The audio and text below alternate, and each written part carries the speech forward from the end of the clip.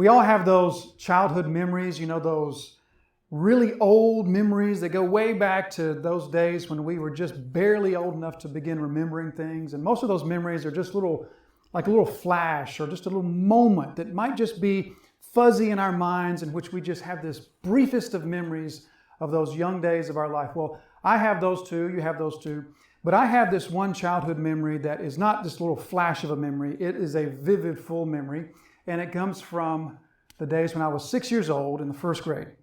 And on this particular memory, I am standing on the line between home plate and first base. And we're doing that little exercise that we all did way back in the ancient days when I was in the first grade, back in the 1970s, where the coach or the teacher, or the PE teacher, would choose the two most athletic kids in the class, and they would pick the team to play kickball. And so those guys were picking the team, and here I am standing on the first base line.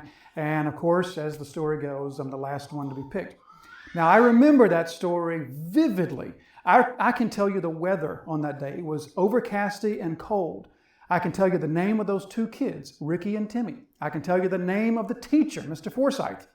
And I can just tell you all those other kids that were picked, and just the anxiety, I'm talking about, is every other kid is picked, and then it comes down to me, and then there's this fight between the other two kids about who was going to get me. Not that they both wanted me, but they were fighting over who would have to take me. And then Mr. Forsythe steps in and makes one of the teams take me. And then I hear this big audible gasp from the team that is awarded me to their team. And that memory is just there. It's just almost like it happened a year ago. So that's one of those memories that will, I guess, probably last me till the end of my life. But that was a type of a choosing that stands out in my mind. Today's passage that we look at in Mark chapter 3 is another kind of choosing altogether. That one goes back some 46, 47 years ago. This one goes back about 2,000 years, and this doesn't take place on a playground. This one takes place on a mountainside. So we turn to Mark chapter 3 this morning, beginning from verse 13. And in this passage, there's going to be a choosing. In fact, this is a dual choosing that we'll see in the passage to us this morning. But before we read our passage, let's remind ourselves of the context that Mark is taking us through. In this section, Mark is interested to wrestle with us about the question of not only who is this man Jesus, but what explains this radically polar opposite reaction to him. What explains the fact that some people are conspiring, some Israelites are conspiring with Israel's enemy to illegally kill a fellow Israelite, while others are flocking to him. We saw last week just the immensity of the crowd that's flocking to Jesus last week. And then there's the reaction of the demons as they recognize who he is, and Jesus commands them to silence. So this polar opposite of reactions. Mark's taking us through this. And the point that he's going to show us is that these two reactions are springing from two different hearts. One heart that is fundamentally opposed to the work of the Spirit. The next passage is going to take us there when we enter into that passage that we often think of as the unpardonable sin. We'll see when we look at that, that's not really what we think it is. But this passage known as the unpardonable sin, which has to do with those who are opposed in their heart to the work of the Spirit. Jesus is compared to one who's possessed of demons. And then we're going to see at the end of our passage today, even Jesus' family come and they believe that he's out of his mind. And so this is all speaking to us of some people who in their heart are vehemently opposed to the work of the Spirit in their heart, and then others who aren't. And this is what explains the different reactions for us. So in our passage today, this is going to show us a different reaction to Jesus. This is the reaction to Jesus of those who are called, and then those who are chosen as apostles before him. So let's begin from reading our passage from verse 13. I'll read down through verse 21, and then we'll begin taking it apart. So from verse 13, and he, Jesus, went up on the mountain and called to him those whom he desired. And they came to him, and he appointed 12, whom he also named apostles, so that they might be with him, and he might send them out to preach, and have authority to cast out demons. He appointed the 12, Simon, to whom he gave the name Peter, James, the son of Zebedee, and John, the brother of James, to whom he gave the name Boanerges, that is, son of thunder. Andrew and Philip and Bartholomew and Matthew and Thomas and James, the son of Alphaeus and Thaddeus and Simon the Zealot and Judas Iscariot, who betrayed him. Then he went home, and the crowd gathered again so that he could not even eat. And when his family heard it, they went out to seize him, for they were saying, he is out of his mind. So, as we enter into this section, this passage from Mark chapter 3 this morning, let's remind ourselves of sort of the larger tracking context, and that's the context of the strong man. This is sort of a theme of Mark's, is the return of the strong man. The strong man is going to be that parable that Jesus tells in the very next section as he's explaining why he's being attacked. These people are saying that you must be possessed of demons to be casting out demons like you are. And so then Jesus tells that short parable about the strong man, how the strong man, in order for the strong man to be cast out, a stronger man has to come. And so Jesus is that stronger man. He is the rightful king. He is the rightful ruler, and a lesser strong man has come into his kingdom and taken over his kingdom and is ruling illegally in his kingdom. But the greater strong man has now come, and the greater strong man is casting out the weaker strong man, the lesser strong man. And so in this passage, what we see here before us is that the strong man is now reclaiming his kingdom. He is reclaiming his kingdom. Look at verse 13. And he went up on the mountain and called to him those whom he desired, and they came to him. So Jesus here is beginning the process of reclaiming his kingdom. We'll see this in a number of ways through verses 13 and particularly verses 14. So we begin by seeing Jesus is going up on the mountain. And so when Jesus goes up on the mountain, Mark says he goes up on the mountain, and he says it as though that's a mountain that his readers would have known what mountain he's talking about, because notice he doesn't name the mountain, neither do Matthew or Luke. So the mountain is unnamed, but Mark says he doesn't go up on a mountain. He says he goes up on the mountain, as though this is something everyone would have known. You'd have known, I guess, if you were one of Mark's original readers, what mountain he was talking about. It doesn't matter to us what mountain it is, but as he goes up on this mountain, that's our first clue that something very significant and something very important is about to happen.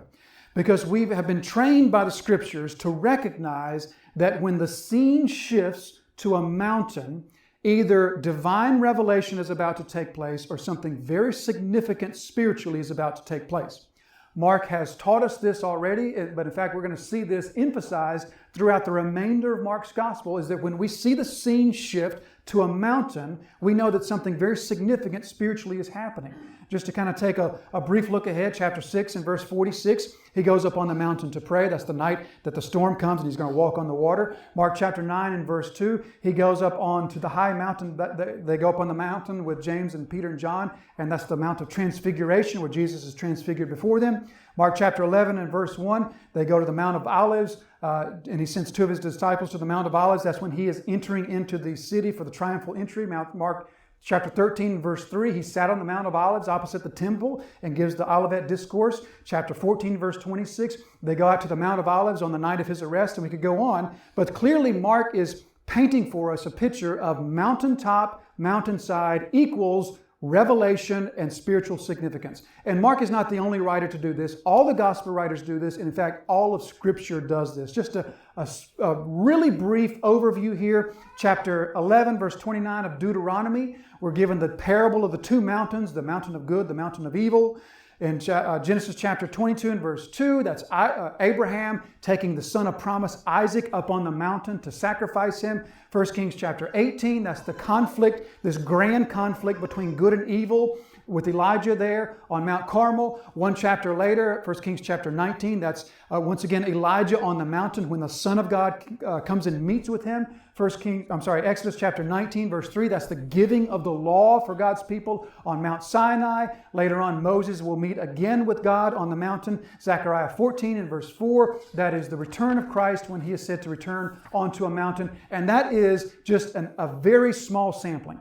I could literally fill up your entire handout with references from the Scriptures about mountains and spiritual significance, mountains and revelation points from God. And this isn't, by the way, this is not unique to Christianity. Other faiths also have a high view, no pun intended, a high view of mountaintops.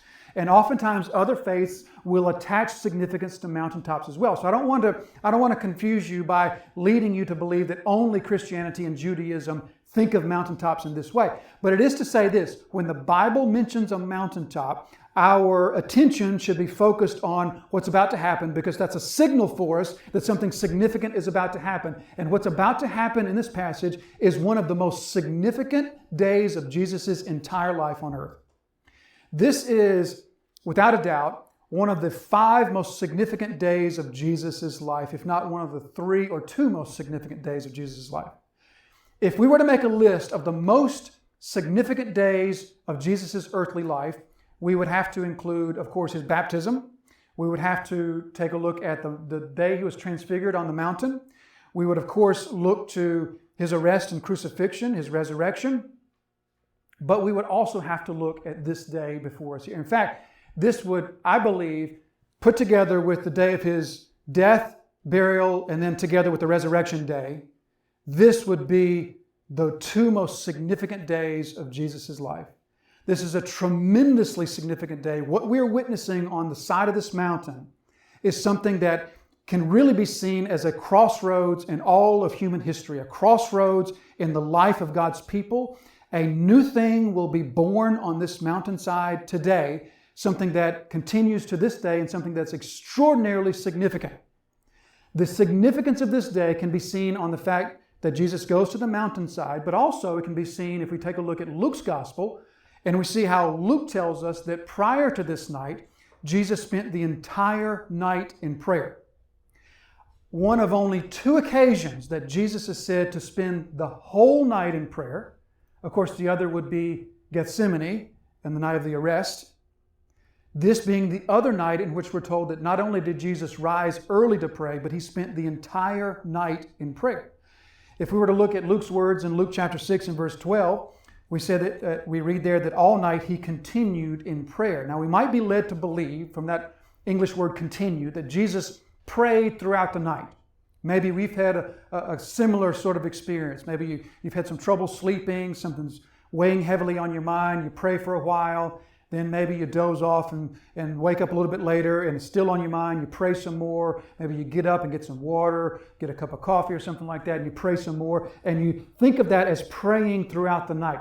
This is not what Luke is saying. Luke uses a word here, translated continued, but it's a word that really has the significance, it has the meaning of enduring throughout the night. This is not a word that would be used to describe something that happens all night that's not this enduring sort of thing. For example, you would not use this word to describe how you might have left the light on all night and the light continued to burn all night. Or you wouldn't use this word to describe how your neighbor's dog barked continually through the night. Instead, this word would mean that not only did you do this all through the night, but you labored constantly without leaving it. So Jesus endured through the night in prayer. He earnestly, in an agony of prayer, so to speak, prayed continually all night in preparation for this day. So that tells us something else of the significance of this day. It is a common understanding, we should say, among biblical scholars, that this event is also coupled together with the Sermon on the Mount. Now, Mark doesn't narrate the Sermon on the Mount for us. But it is a safe assumption that this event on the side of the mountain is coupled together with the Sermon on the Mount. So that Jesus' choosing of his disciples and his choosing of the apostles, together with that monumental teaching we know of as the Sermon on the Mount, all of this was one day. So that Sermon on the Mount, we know of that as the most significant and the most important body of teaching that was ever given. The most significant and the most important sermon ever preached is the Sermon on the Mount, and this is taking place on this day. So we sort of get a feeling, a sense now of the weight of this day, of the importance of this day, but yet there is more. So we read here, he went up on the mountain and he called to him those whom he desired, and they came to him. So the first thing that we see is a separation, so to speak, a reduction in the number of people. We said last week just how large and massive this crowd was and how intrusive was the crowd. They're pressing against Jesus, even to the point that it's almost dangerous. Jesus makes this way of escape with the boat, just in case the crowd presses against him too much. So we talked about just the sheer number and how people were coming as far away as 120 miles away from the land of Edom to the south. And so we talked about the size of the people here. Jesus was down by the Sea of Galilee here, and he's going to now separate himself from that larger, massive crowd. He's going to go up the hill, and then we're going to see that he's going to call unto himself some of that larger crowd, and he's going to separate some of them off unto himself. So what this calls to mind for me is the twofold reduction in number of Gideon's army. Remember that? There was this big army of, 30,000, and then it was reduced down, and then it was reduced down a second time to the 300. This, I think, harkens back to that reduction, that twofold reduction in number of Gideon's army and before he goes against the Midianites there. So this tells us of Jesus looking upon the crowd. All of this crowd has been drawn to Jesus for his healing. They are enamored with his healing powers, with his miraculous powers, and they've been drawn to him from places so far away, but it's a massive number of people. So Jesus wants to separate himself from that larger body of people that's drawn to him for his healing powers, and he wants to draw unto himself those whom we read here, whom he desired. He called them up the mountain to himself. So when he called them up the mountain, when he called to them, this is a word that speaks to not just in inviting them to come, not just Jesus giving this sort of invitation, you want to come on up the mountain with me. This is a word that's often translated summoned. It carries with it not just a invitation, but it carries with it a distinct sense of authority. Mark will use this same word again in chapter 15 and verse 44 to speak of what Pilate does for the centurion. He summoned the centurion. Or Matthew will use this word in chapter 18 and verse 32 when he says that the master summoned to the servant. He summoned him to come here, and then he said, "You wicked servant." So it's a word that carries with it a distinct sense of an authority, summoning a subordinate unto himself. So he summoned them up unto himself, but it even is more distinctive than that. So Mark is going to use some words here, some language here, in which Mark is purposely trying to paint for us a picture of Jesus' exclusive sovereignty as he calls them unto himself. So the first thing that we see here is that he called to him. Now, that's the word aperkomai, and it has this prefix, aper, aper. We use that in order to describe something that separates out that which we do not want and focuses in on that which we do want. For example, we use it in the word aperture. So think about an aperture on a camera or an aperture on a telescope. And what does an aperture do? An aperture lets you look through and focus on what you want, while it also eliminates out from your view that which you don't want. And this word carries that distinct sense. Not only is it a calling to come to me, but it's a calling to separate from them. So it's a twofold word here. It's saying not just come to me and bring everybody else with you, but come to me while separating yourself from them. It harkens us back to Genesis chapter 3, the whole command that's given to the man shall leave his father and mother and cleave to his wife. The same thing here, the same idea is not just the man, but this leaving and cleaving sort of thing. Jesus calls for them to leave the crowd and come unto himself. So that word is given to us in something that the Greek language calls the middle voice. Now, the middle voice, you don't need to know what this really means, but this is just to say this. The middle voice is what's used when the actor of the verb is also the object of the verb. When the actor of the verb is also the object. So we use the same sort of thing in English and all other languages. But what it's saying to us is that Jesus is not just giving the command, but he's specific to say that I'm the receiver of the action of that. So it's like he's saying he himself called unto himself those whom he desired. He himself called unto himself those whom he desired. And that word, those whom he desired, that is what the Greek language calls an intensive pronoun. So literally we could translate that, those whom he himself desired for himself. All right, so let me put all that together, and it's going to sound really awkward and really clumsy for you, but I'm going to translate it very literally and very, very woodenly. He himself called unto himself, or he himself summoned unto himself those who he himself desired for himself. Now that sounds incredibly bulky and awkward and cumbersome. But that's the language that Mark is using. He himself summoned unto himself those who he himself desired for himself. So the picture that Mark is trying to paint for us is a picture of Jesus as the sole actor here, as the sole one. He desires for himself this people. He desires for himself these to be separated from the larger crowd. He's not telling the crowds to go away. He's not saying, I'm done with you. He's not saying my healing is over. But what he's saying is, I can't do what I came to do with this number of people. I came to teach. I came to preach. I can't do that. And so I'm going to call unto myself those whom I desire for myself. I'm going to summon them unto myself, those who I desire to have for myself. This is most vividly and most clearly Mark painting for us a picture of the absolute sovereignty of God as Jesus chooses his followers. So this is not the choosing of the apostles yet. This is not the designation of the apostles. This is the designation of those who would be separate from the crowds, who are enthusiastic about Jesus. They're enamored with his healing powers. They're here to get healed. Everybody there is there to get healed. But this is separating from that crowd those who are there only because they are drawn to Jesus' healing power. It's separating from those whom that Jesus would desire to be his followers. Those who would have a desire to be with Jesus and to be his follower and not just simply be healed by him. So it's this calling unto himself, this summoning unto himself. And notice that they all came, because when the sheep hear the shepherd's voice, the sheep respond to the shepherd's voice.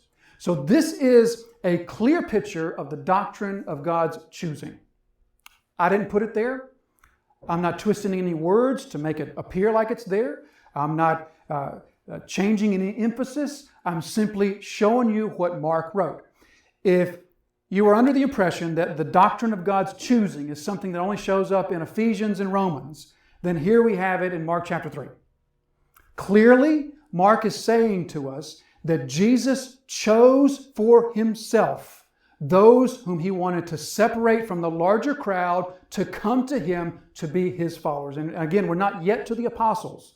We're just simply to those who will be followers of Jesus, who respond to his call, his sheep hear his voice, and they are set apart from the larger crowd. So this is the setting apart of the church. Now, the church proper is born in Acts chapter 2, is it not? With the giving of the Spirit and the birth of the church. But in a real sense, we could trace the beginning of the church to Mark chapter 3. Because this group that's being set apart is the group that will become the church in Acts chapter 2. This is a designating, a setting apart of those who are committed to be followers of Christ. This is, if we really wanted to trace the roots of the beginning of the church, we could trace it to Acts 2, and we could trace it beyond Acts 2, right here to Mark chapter 3. This is the sovereign call of God upon these. If this call did not exist, then the church would not exist. So he calls them whom he desired, and they came to him. Now verse 14, and he appointed 12, whom he also named apostles, so that they might be with him, and he might send them out to preach. So here is the choosing from among the smaller group. There was the bigger group, and the bigger group got a lot smaller with the smaller group. We're not told any information about how many were in that first reduction of numbers. But from that first reduction of numbers, there is now from among them the choosing or the appointing or the setting apart of the apostles, capital A. And he appointed, once again, verse 14, he appointed 12, whom he also named apostles, so that they might be with him, and he might send them out to preach, and they would have authority to cast out demons. So in this section, what we really see here, the strong man, he is here to recover his kingdom, so to speak. This kingdom that has been temporarily taken over by the false king, he's here to recover that. In this section, what we see is the reconstituting of the king's proper kingdom. This reconstituting of the kingdom. So the picture that we're being shown here is a picture of the kingdom of God's people that have become apostate, and the rightful king is returning, and he's reconstituting his rightful kingdom because his kingdom of Israel, so to speak, has become apostate. And so he's reconstituting the leadership. We see that, first of all, in just the number 12. That's impossible to miss, the number 12. Because the number 12, Jesus could have picked 8 apostles, he could have picked 14 apostles, he could have picked 25 apostles. But he has 12 apostles, and it's inescapable that that number 12 corresponds to the other number 12 from the Old Covenant, which is the sons of Jacob, the tribes of Israel, the 12 tribes of Jacob. So the 12 tribes of Jacob were the nation of Israel. They were the Jewish people, so to speak. But those 12 tribes have become largely apostate. God's people, God's kingdom still has a remnant of his true people. But as we've said over the last number of weeks, what Mark is showing us is that through the perversion of the law of God, through the perversion of the Word of God, the doctrine of man righteousness, of works righteousness, has completely taken over the religious leadership in Israel. And so this works righteousness, that's what Jesus was talking about, the whole new wine in the old wineskins, the whole new patch in the old garment. That's what that was talking about. Remember how this gospel of grace cannot fit into not the old law, but the perversion of the old law. The man-centeredness that they have made the law to become. The works-centeredness of the law. The gospel of grace will not fit into that, as those two parables were teaching. It will destroy it. So this kingdom of God that's now become apostate, Jesus is here to reconstitute it. And by choosing these 12 apostles, Jesus is in essence rebuking the leadership of Israel to say that the leadership of Israel is completely off the rails, and I'm here to reestablish my kingdom. So he chooses these 12 apostles, and not only does he choose them, but it says that he appointed 12 whom he named apostles. So that word appointed sounds to us like Jesus picks among the larger group. Maybe there's 100 disciples that come up the mountain with him, and they sit and they hear this sermon of discipleship, this Sermon on the Mount that's all about discipleship. And among these hundreds that are here, 100 or so to hear the Sermon on the Mount, from that 100, Jesus is going to pick 12 of those. That's what it almost sounds like when we see that word appointed, because that's what appointed means. Appointed means to take from a larger group and set aside for a specific purpose. But if we look closely to the word that Mark uses here, Mark just uses the word poieo. Now that word literally doesn't mean appoint, it means create. It means make. It's the same word. If we were to look at Genesis 1:1 in the Septuagint translation, the Greek translation of the Old Testament, it's the same word that's used to say God created the heavens and the earth. So literally Mark says Jesus created the apostles. He made the apostles. He made from what they were not something that they now are. As we're going to see a little bit later in the text, he's going to take these men who are nothing like apostles, and he's going to make them into what they are not. He's creating something from nothing. He's creating apostles from men who are not apostles. So he appointed them, he made them, he created them.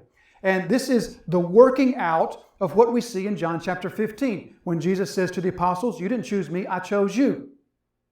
So a little bit later in John 17, Jesus is going to say to the Father, "The people that you gave me, I've kept them all." So the larger giving of a people to Jesus, that was the first choosing.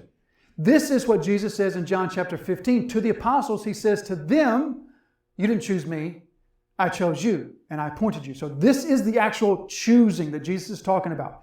So he appoints these 12, or he calls them, or he creates them. And we even see this theme carried into the naming. He says that he also named them apostles. And when we go through the list of names, we're going to see that a few of them are given new names by Jesus. Peter, Simon becomes Peter. James and John, he calls them the sons of thunder. And then even we speculated back when we were talking about Levi, I speculated that I believe Jesus renamed Levi to Matthew, which means a gift from God. But there may be even others that we're not specifically told that Jesus renamed them, but we are told that Jesus gave some of them new names. But even the larger picture is that we're told that he named them apostles. So that harkens us back to God's naming of his creation.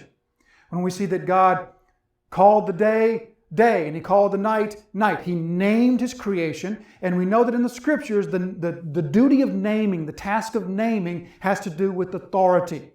That the one in authority always is the one to name the one who's subjected to the authority. So God names his creation, Jesus names his apostles. So we see in even the naming, what we are shown here is the picture that Jesus is the absolute sovereign creator, not only of those who are now his followers, but he's the absolute sovereign creator of the apostles. He names them. He calls the disciples. They hear his voice. They obey. He prays to the Father later. All those whom you gave me have come to me. He then names the apostles. He creates the apostles and gives them this name. He is shown emphatically as the creator, as the sovereign creator. So they come to him, and now we see from verse 15 that he's going to give them authority to cast out demons. We'll come back to that. And now verse 16, here we're going to see the names. He appointed the 12, Simon, to whom he gave the name Peter, James the son of Zebedee, and John the brother of James, to whom he gave the name Boanerges, that is, sons of thunder, Andrew and Philip and Bartholomew, Matthew and Thomas, James the son of Alphaeus, and Thaddeus and Simon the Zealot. And we'll stop right there for the moment. So we could take some time and we could look at each of those names individually. I don't think that's really the best use of our time to look at them individually. Maybe just call attention to a couple of things that are kind of easy to see there. We see some of the renaming that takes place. Simon's going to become Peter. Petros, which comes from Petra, rock. Okay, and we see there very clearly that what Jesus is doing is he's not naming Peter according to his character, because Peter does not have this rock-like, immovable, resolute character. He's just the opposite. But instead, he's naming him according to what he will become. So Peter is named the rock not because he is so rock-like, but because he will become rock-like. Or the sons of thunder. We can kind of see the relationship there. James and John, we know from Luke chapter 6, where they want to call down fire upon the Samaritan village that wouldn't believe in Jesus, hearkening back to Elijah days. So we kind of see that. But then we also see James and John, or James is going to be the first martyr. So we sort of see that sons of thunder, that impetuousness, that refusal to be bridled kind of thing.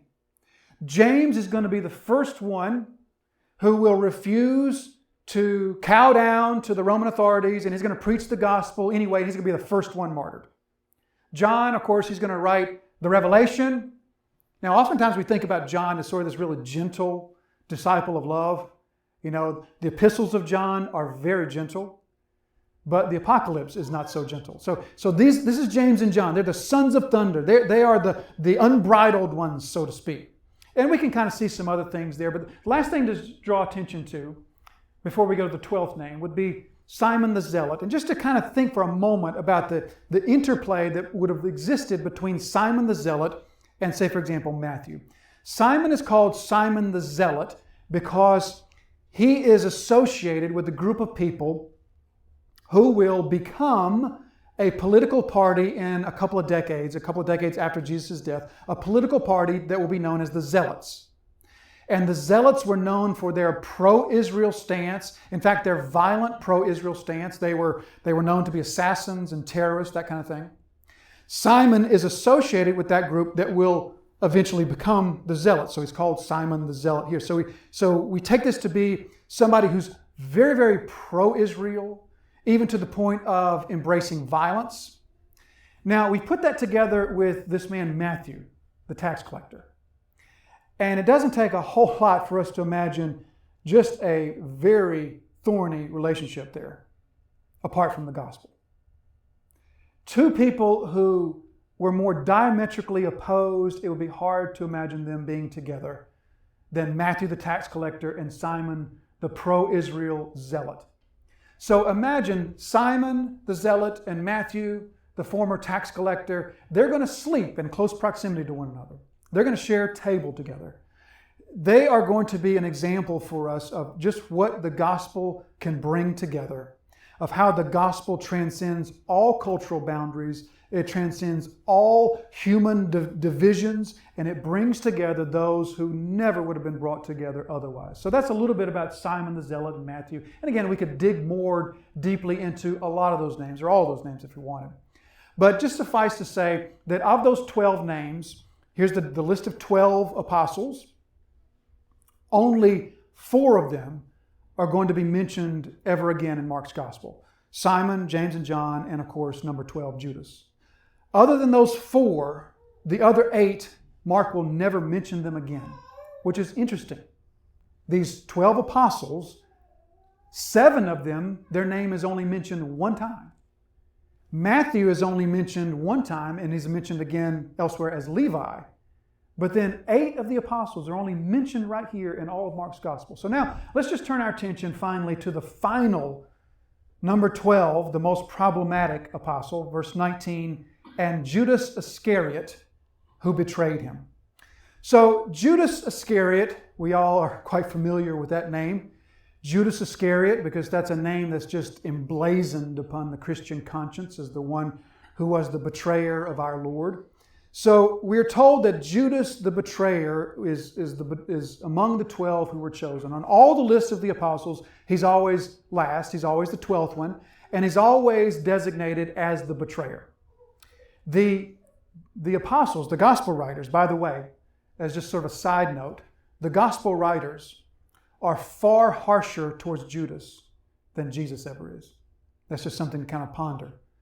Jesus is never as harsh to Judas as the writers of the gospel will be. So here is Judas called the betrayer, or the one who would betray him. So the question really looms large. Why would Jesus choose Judas? We reject outright the concept that Jesus didn't know that Judas would betray him. We reject that. Jesus not only knew he would be betrayed, he knew he would be betrayed by one of his own, and he knew it would be Judas. And so Jesus didn't choose Judas hoping that he would be faithful, like he hoped the other 11 would be faithful. He chose Judas knowing.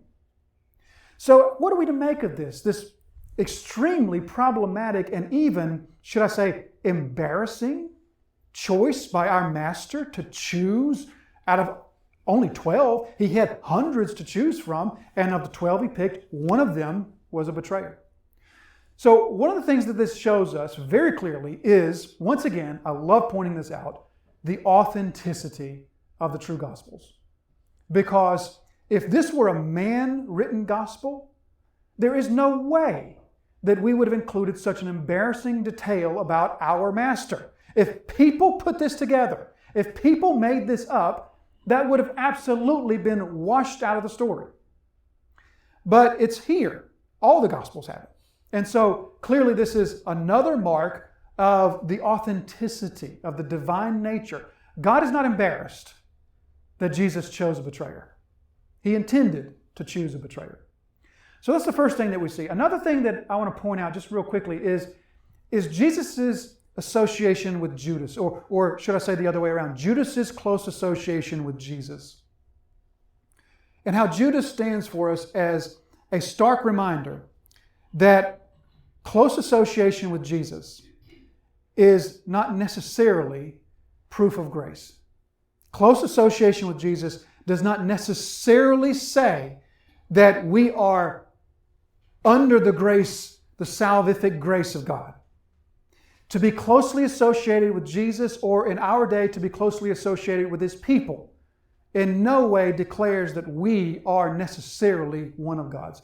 Judas was closely associated with Jesus. Judas was one of the 12 the entire time. The 12 were chosen by Jesus, we're told in Acts chapter 1, because they were with Jesus from the start. So Judas wasn't a latecomer. He was here from the start, and he was there until the end.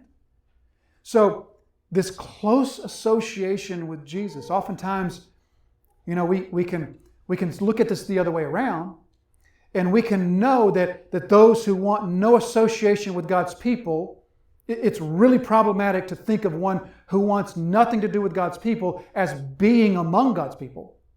It's hard to imagine one who loves Jesus and does not want any association with His bride. But you can't really think of it the other way around, because there are many tares that have close association with the people of God, and that in no way is necessarily evidence of salvation. The other thing that we see is, in addition to that, not only close association with Jesus, but doing mighty things in Jesus' name is not necessarily proof of any salvation. As Jesus will say to those who come to Him and say, didn't we do many mighty great things in your name? I never knew you. Depart from me. So Judas will do many mighty things in Jesus' name. How do we know that? Well, we know from this passage that they're given the authority, we'll get here in just a minute, the authority to preach and the authority to cast out demons. Later, in chapter 8, as the 12 are going to be finally sent out, they're going to be given more authority to heal the sick. And so these disciples, these apostles, are going to be sent out in twos to preach and to cast out demons and to heal. Never once is there a shred of evidence that any of the disciples, or any of the apostles, I should say, suspected Judas was the betrayer. Remember when Jesus says, one of you will betray me? Not one of them said, I knew it. Judas never did cast out any demons. Did you see Judas try to cast it? Did you see him? He couldn't cast out demons. Remember that time we were casting out demons and Judas tried and he couldn't do it? Or Judas, he never was able to heal anybody. All the rest of us, we were healing. Not Judas, though. Or did you ever hear Judas preach? He was not a very powerful preacher. I knew it was him. There's not a shred of evidence that any of the apostles suspected him in any way, which tells us very clearly that he did everything they did. He preached powerfully. He cast out demons. He healed the sick. No one suspected a thing. So once again, this shows us that we can even do great things for the kingdom of God from an earthly perspective. And that is not necessarily proof of regeneration. So let's look just a little bit more closely into this character, Judas. Verse 19 again, and Judas Iscariot, who betrayed him. Judas Iscariot is a very interesting character for us. So we think about this name Judas. What a lot of scholars point to is they point to Judas as being chosen by Jesus for the purpose of representing all the Jewish people. Now, that might be new. That's not something that we necessarily hear every day. But a lot of biblical scholars think that Judas was Jesus' choice as sort of a stand-in for all of the Jews. The first thing that we see here is we see something about his name, the name Judas. If we were to look at this, it's in your notes here, but in the Greek, Judas's name is Judas, whereas the name of Jew is Judaeus. You hear how close those two are? Judas, Judaeus. And so it's really only a half of a syllable difference. So his name really is almost indicative of the people who will betray him. Furthermore, Judas is the only Judean Jew among the 12 disciples. All other 11 disciples or apostles are Galilean Jews. Judas is the only Judean Jew. He comes, we believe, from a town called Kirioth, which would be in the southern part of Judah near the land of Edom. So he's the only Judean Jew. Now, the Judean Jews were known as sort of the highbrow Jews. The Galilean Jews, they were sort of the stepchild. They were the ones who were kind of, well, I guess they're Jews, but we, the Judean Jews, we are the real Jews. This is where Jerusalem is. This is where the land of Judah, this is the land that stayed faithful to God in the Old Testament, or more so than the northern kingdom did. So the Judean Jews, the southern Jews, they're sort of the highbrow. They're sort of the ones who think of themselves as the real Jews, the true Jews. And Judas is the only one among them. And then his name itself is so close to the very name of the people. So many people think of that and they speculate. Jesus chose him as a representative of all of the people who will betray him. And who betrayed him? His own. He came unto his own, and his own knew him not. And his own were the ones who gave him over to the Gentiles. So that sort of has some traction with me. I don't know if it has a lot of traction with you, but it has some traction with me to think of Jesus choosing the one whom will be literally the symbolic stand-in for all of the people who will reject him, and that's the one who will betray him. And furthermore, we see some more similarities with this man, Judas, because if we think through the story, we know how Judas betrays Jesus, and after betraying Jesus, he destroys himself, he kills himself. So also, after Israel betrayed Jesus, they also destroyed themselves within about 3 decades through their foolish resistance to Rome, and that eventually ended up in their total destruction. Or we think of Judas, who was the trusted keeper of the money. Remember how Judas was the trusted keeper of the money? So also were the Jews the trusted keeper of God's treasure, the Scriptures. And there's other parallels that we see. There's many parallels that say to us, I think there's something to this, that Jesus is choosing Judas as the symbolic stand-in for the very people who would betray him. And Jesus wanted to take this man as though symbolically taking all of his people into his confidence, into his close association, to share table with him, to break bread with him, to sleep with him, to walk with him, to do all these things with him, and then yet to betray him for 30 pieces of silver. And I think this is really what Judas is pointing us to. So Jesus chooses Judas for Judas to come alongside as this betrayer from close among him. The word that he betrayed him, the word betray there is the paradidomai. It has the prefix of para, which means alongside. Didomai means to turn over or to give over. Para means alongside. We use that same sort of prefix for like a paramedic alongside a doctor, or paralegal alongside a lawyer, or paramilitary. So Judas betrayed him, paradidomai, alongside of him, gave him over, betrayed him from within. One of his own gave him over. In fulfillment of the Scriptures, we think of Psalm 41, one who breaks my bread with me and eats at the table with me, he will be the one who turns me over.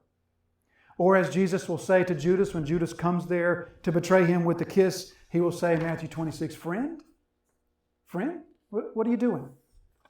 So Jesus chooses the 12 here.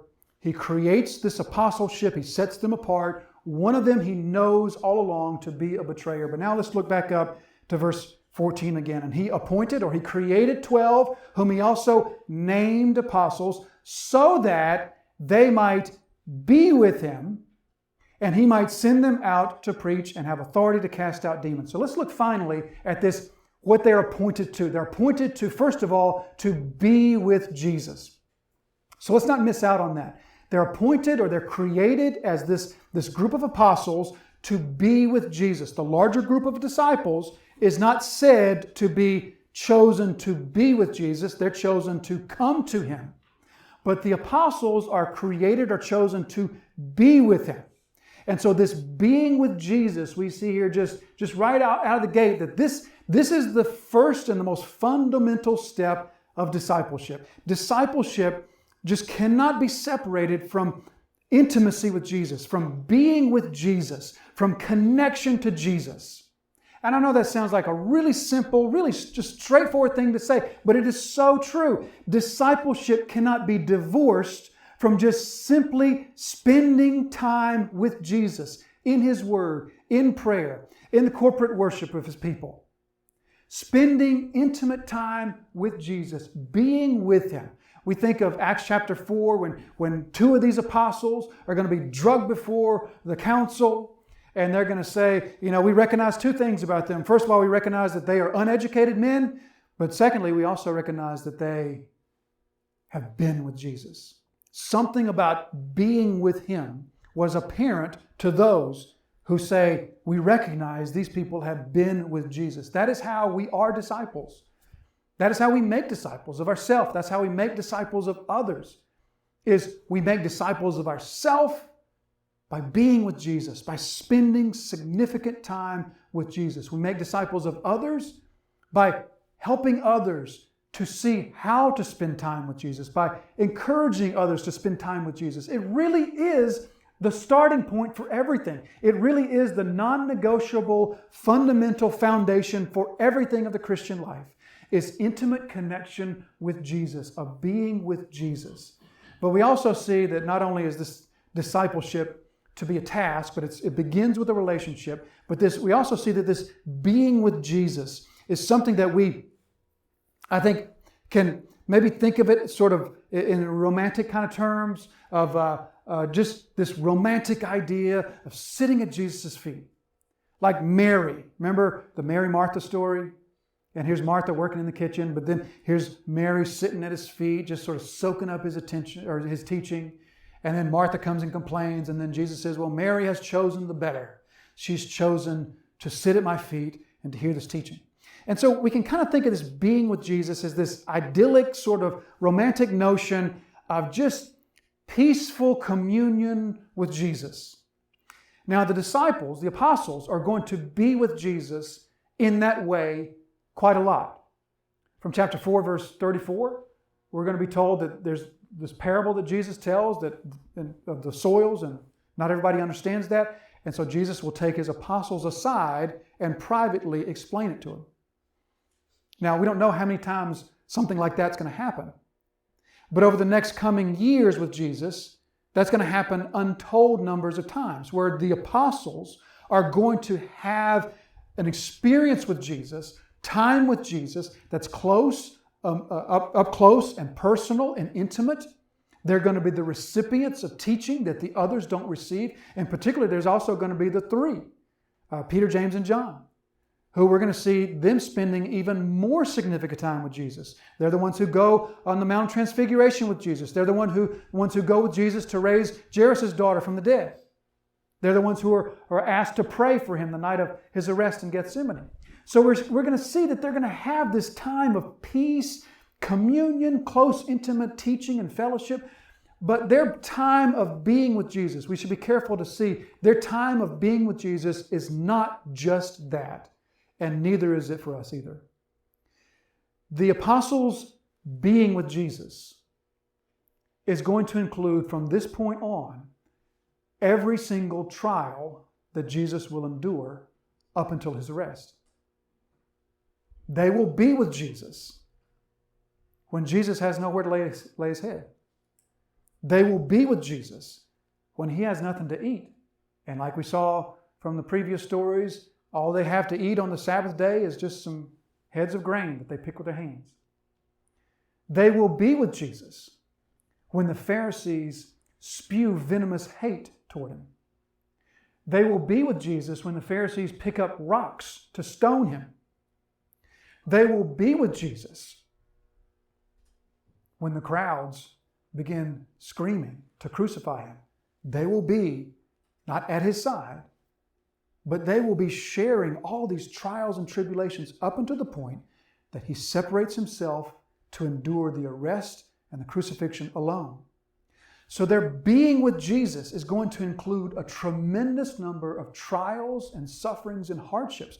So being with Jesus is both the peaceful, idyllic communion with Jesus and the hardships of suffering with him. As he's going to say in chapter 8, verse 34, if you're going to follow me, you're going to do it with a cross on your back.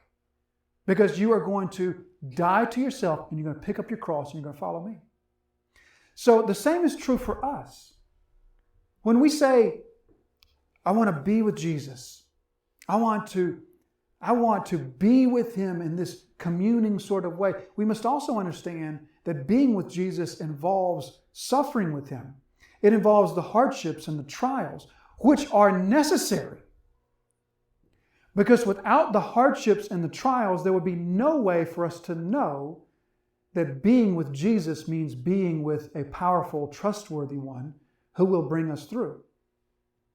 There's no way to know that Jesus is trustworthy aside from being with him through the trials. There's no way to know that. There's no way to know unless you're on the boat with Jesus in the storm. There's no way to know that he is powerful, that he is faithful, that he is trustworthy, that those trials will pass and he will bring you through. It's like if you were to go down to the car lot tomorrow and you were to buy the biggest, baddest off-road vehicle they sell. 450 horsepower, four-wheel independent suspension, locking differentials, big old mud tires. And you drive off the lot with that off-road vehicle and you never take it off the pavement. And somebody comes and says, wow, this thing looks pretty awesome. What does this thing do in the mud? I don't know. I don't know if it goes through a mud puddle or not, because I've never taken it there. That's like the disciple who wants to be with Jesus but doesn't want the trials with Jesus, doesn't want to be on the boat in the storm with Jesus. It's only the trials that show you how powerful He is, how trustworthy He is, how faithful He is. So these disciples will be with Jesus through that. But then the other thing that we see here is that Jesus appoints these 12 apostles. And it's really helpful for us to remind ourselves that the ones He's appointing here, He's really appointing 12 nobodies. Scholars believe that the average age of the apostles when Jesus appointed them as apostles was their late teens. That throws a little bit of a different light on it, doesn't it? That these weren't men in their 30s. These were most likely men in their late teenage years who were themselves nobodies. They were fishermen. One was a tax collector. But I mean, there are no religious leaders. There are no leaders of any type. There is no one of any societal respect aside from possibly Judas. Aside from Judas, there's no one who garnered any sort of respect among the society. These were just plain nobodies whom Jesus chose to follow Him and to become His apostles. Which shows us, once again, Jesus is wanting to clearly show us the value of what He will make these people to be, the value of what He will put into them instead of the value that they bring. They don't bring value to Jesus. They don't bring value to the table. It's what Jesus will make of them. Like 2 Corinthians 4 verse 7. It's not the old jar of clay. It's the treasure inside the jar of clay. Or it's not, as Paul's going to say in 2 Corinthians chapter 12 verse 9, it's not our strength that shows God to be strong. It's our weakness. It's our weakness in which He is strong. And so these 12 nobodies, they are made into what we will be told is the foundation of the church. For eternity, the church will exist as the church founded upon the 12 apostles. So these 12 nobodies, this group of late teenage years kind of fishermen, and those whom, once again, 8 of them, we're never going to hear from them again. This is what Jesus will take, and He will make His church from this. It's almost like, I was thinking of this analogy this week. It's almost like if we were to think of the robe of righteousness that Christ puts on us, right? We all know this robe of righteousness, that the Bible uses this as a metaphorical picture of the righteousness of Christ that we put on. So just imagine the man who has this torn, ragged clothes. And, he's got a shirt that's got holes all over it. It looks like he's changed the oil about 12 times in the shirt. And then he went and cleaned out the restroom down at the gas station in this shirt. And then he went and mucked out some stalls. And this shirt smells, and it's ripped and torn and stained and faded from the sun. And he's got these pants with holes in them, and they're all faded and torn.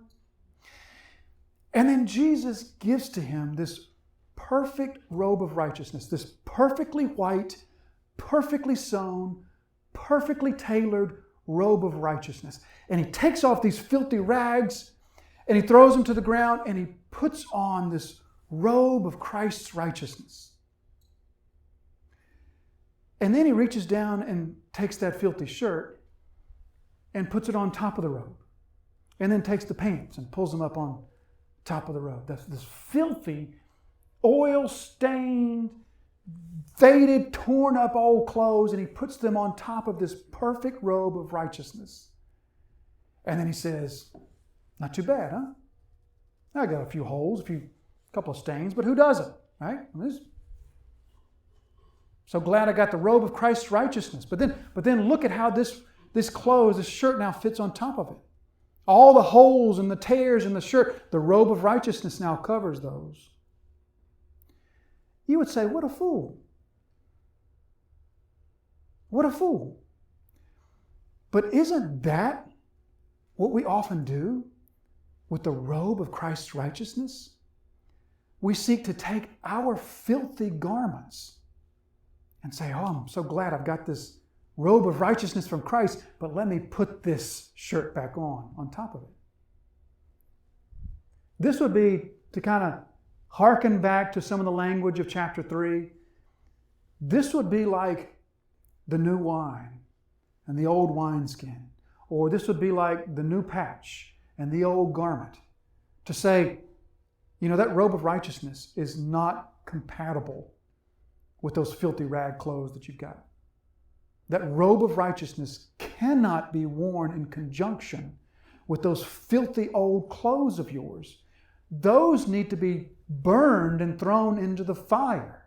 Like the Ephesians threw their books of sorcery into the fire. Those need to be thrown into the fire, and the robe of righteousness be the only covering. Jesus chooses 12 men who are nobodies that he can just take this robe of righteousness and he can make them into what he wants to make them into. And then as the Spirit comes to them and we see the picture of them in the New Testament, then we see the picture of people wearing the robe of Christ's righteousness. Now, one last thing. We'll see this in their equipping. Once again from verse 14. He appointed 12 whom he named apostles so that they might be with him and he might send them out to preach and have authority to cast out demons. So he's going to send them out with this twofold authority. The word authority there is not the word, your translation might have power, but it's the word exousia, which specifically means a delegated kind of authority, an authority from another. So Jesus is vesting them with the authority to preach and the authority to cast out demons.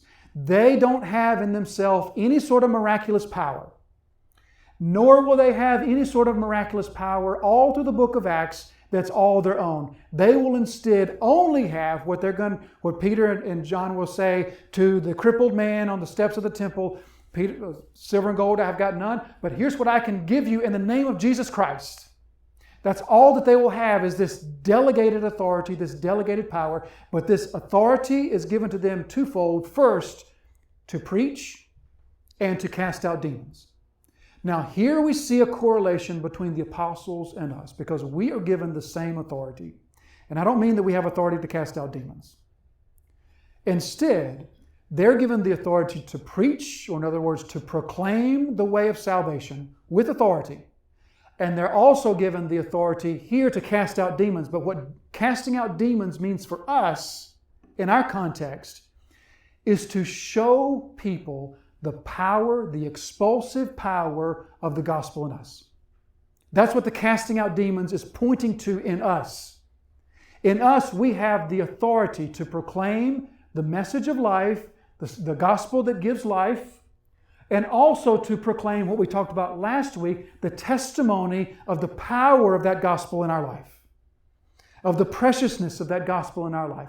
We are given the same authority, the delegated authority, to say to a watching world, here's the gospel that saves, and here's the power that that gospel has to cast evil out of your life.